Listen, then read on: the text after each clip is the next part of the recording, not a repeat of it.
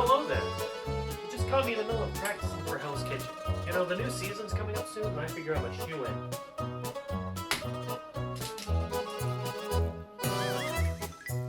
Call this dish the Sahara Sunrise. Get a close-up on it. Gordon's gonna love it.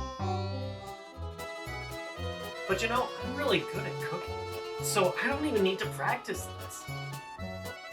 What I really need is something to prepare me for the unique experience that only Hell's Kitchen can provide. And I think I've got just the thing.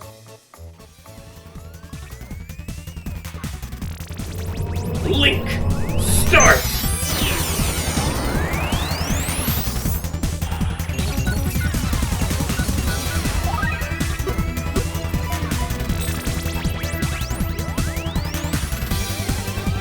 Welcome to Hell's Kitchen. For those of you not too familiar with the show, the seasons start with a group of chefs, each looking to work at Gordon's Hell's Kitchen restaurant. The group of chefs is divided into two teams, a red team and a blue team. One by one, they're eliminated over the course of the season until there's finally one ultimate winner. You got all that?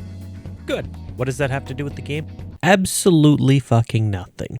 Maybe this is supposed to be what happened after the show, because there's no teams, no challenges, just working in the restaurant to earn your Michelin stars. It's just you and Gordon and that guy.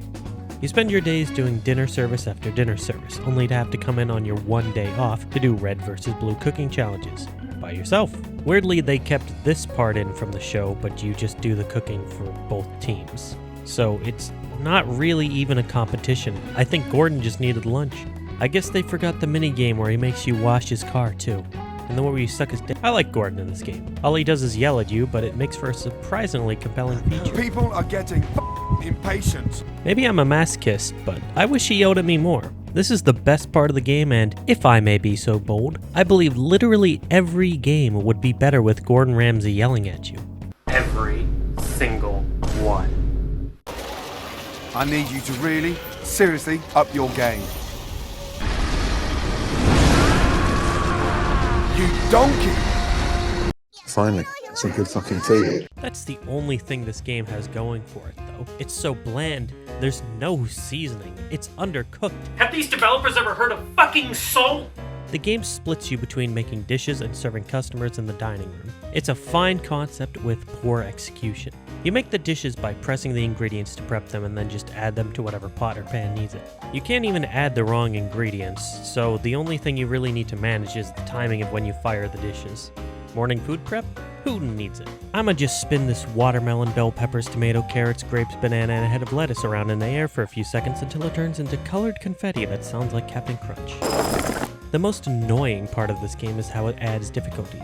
Introduce more complex dishes? No, that would make too much sense. Let's just add more tables. Good.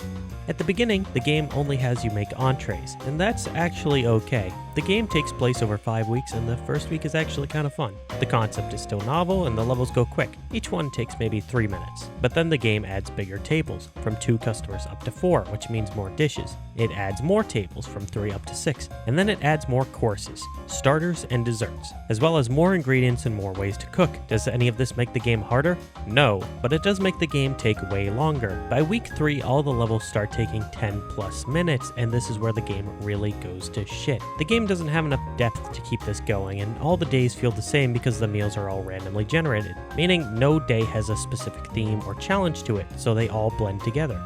You would think these dishes at the beginning of the day had something to do with the game, but no, these are just here to help Gordon shill his cookbooks.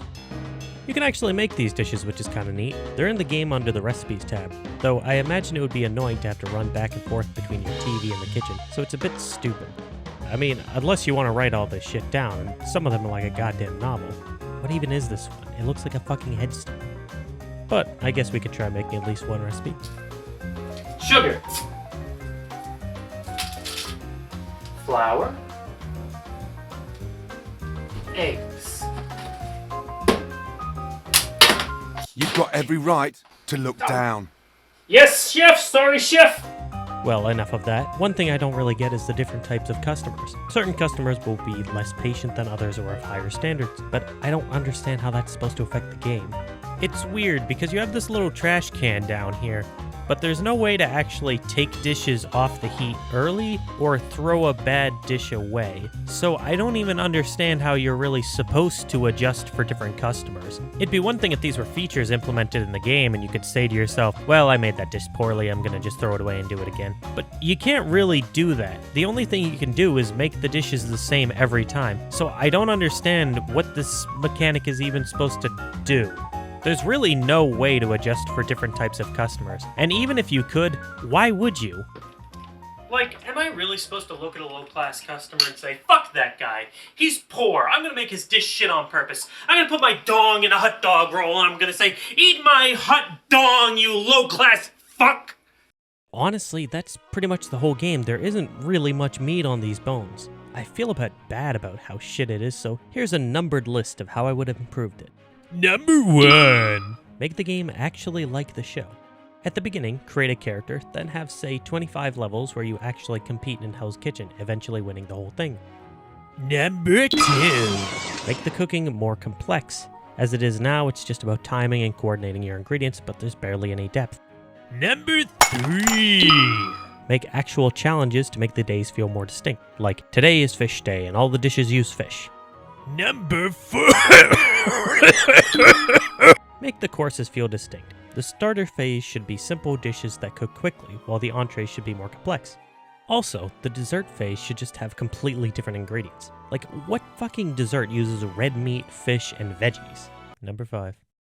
Gordon needs to yell at you more. The only time he says funny things is when I do poorly on purpose to piss him off. Otherwise, he's just like, I'm a very proud man. What the fuck? Did I just give birth to his child or something? Calm down, Gordon. It's just a dinner service. No kissing in the kitchen. Well, it looks like that's all there is to learn about Hell's Kitchen. You know, now I really feel like I'm ready to take on anything. Hello? Welcome to Hell's Kitchen. Oh my god! On the next Hell's Kitchen, things start to really heat up in the Beautiful looking kitchen. sausage. They didn't call me Smock the Cock in high school just because it rhymed. Spaghetti! And this may be their hardest challenge yet. Taste that. That's my shit. We lit Gordon on fire. Whoa!